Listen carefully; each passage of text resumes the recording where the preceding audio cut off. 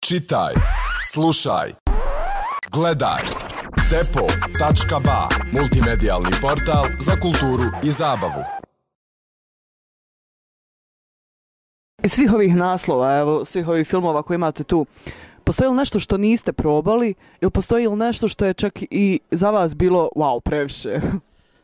Pa postoji, znate šta, postoji ova nekrofilija, tako se to zove, malo sam se počeo ja da bavim tim školskim rećima.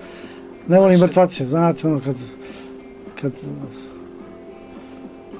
to sam pričao u prošloj emisiji, jedan Amerikanac baš ovdje, a možete misliti, završeno školovanje, znači on je fakultetski obrazovan čovjek, radio je tu i tako to, ja.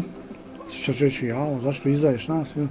I on je rekao, snimi mi takav film da iz kopanje mrtvaca, ženskog mrtvaca, i iznesi ga tamo, prvo napravio kriminal, prvo bi napravio kriminal, drugo, mislim, dobra lova, mislim, dobra para, nisam htio, a drugo i meni se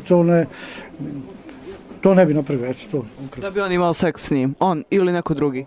A da, ne volim ovo prljavost, na primjer, ono, kaka, maka i to, ono, mazanje i to, a to se traži. Mislim, dok sam još vodio pornoteku, samo to i onda, ako mogu, incest. Ima u Sarajevu jedan svijet koji onako pulsira van mainstreama, jel? Kako ne?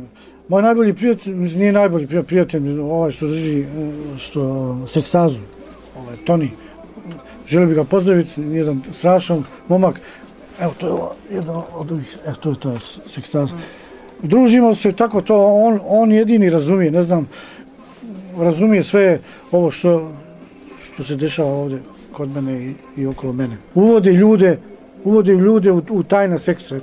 On uvodi preko novina, ja pokušavam da pokažem jedna od tajnih seksa, jedna od tajna.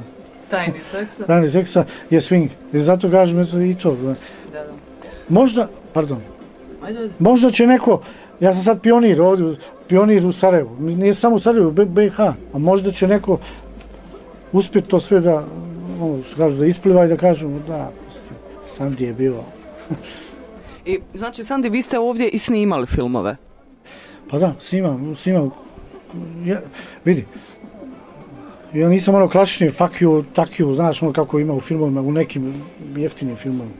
Ja snimam iz života film, kućne žene, gimnazijalske žene, djevojke, nema ženske ružne za mene. Znači svaka ženska može da nađe muškarca, muškarac mora da se potrudi da nađe žensku. Sve ovo, rekao sam ti, fuck you, tak you, ona dolazi, nema radnje, razumiješ, kod mene radnje, na primjer ja dolazim sad kod nje, bez veze, ona sad pravi hljeb, razumiješ, ja sam nifoman, mislim, đavolski nifoman, možda me tako taj đavol i napravio da mogu 60 godina. Ja sam sebi kažem, kako 60 godina gledam svoje prijatelje koji su bili moje komšije, njihovo ponašanje drugačije, mislim, da kažemo staračko.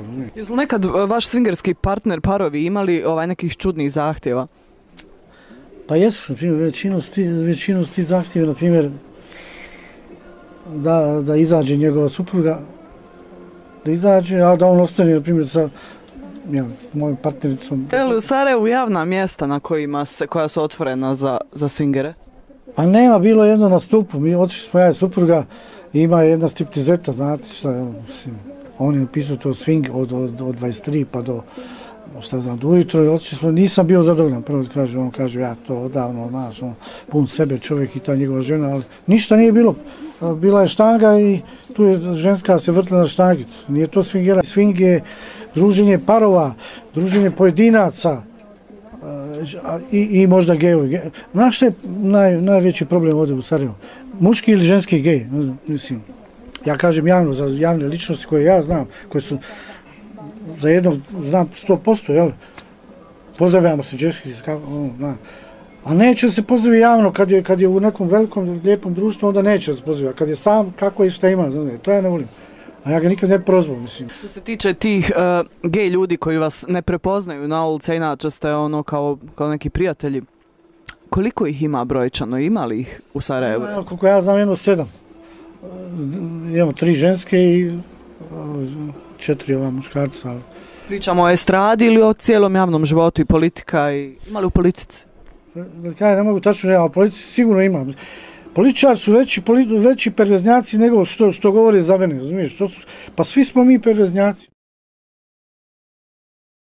Čitaj, slušaj, gledaj. Depo.ba, multimedijalni portal za kulturu i zabavu.